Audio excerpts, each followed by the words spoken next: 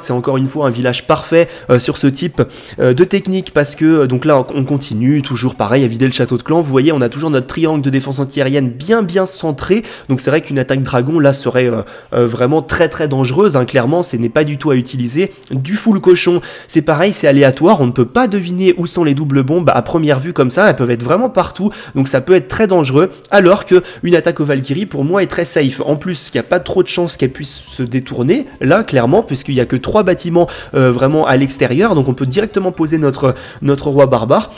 Et vous voyez après tout de suite elles vont aller vers le camp militaire et pouvoir rentrer. Donc encore une fois dans le château de clan on a des Valkyries pour justement faire encore un peu plus pression. Et là on n'a pas besoin de sort de rage. Attention, je le répète, en HDV 8 les sorts de soins suffisent, hein, parce que déjà que les stats ont été quand même boostés des Valkyries, ça sert à rien, elles sont suffisamment puissantes comme ça.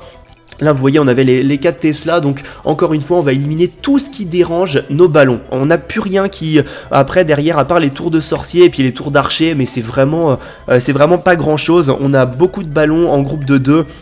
Ça fait le boulot. Vous avez vu un petit peu les proportions qu'il faut utiliser dans la compo. N'hésitez pas à bien faire un arrêt en début d'attaque pour essayer d'avoir la même compo et de tester ça en GDC. Vous serez pas déçus. Encore une fois on finit avec beaucoup de ballons, on a notre roi des barbares qui est complètement safe au niveau de la vie, enfin full vie, et des petites troupes de finish pour tout finir. Donc voilà, c'est vraiment ma stratégie coup de cœur en HDV 8 et pour les HDV 7 vous avez vu avec les géants guérisseurs.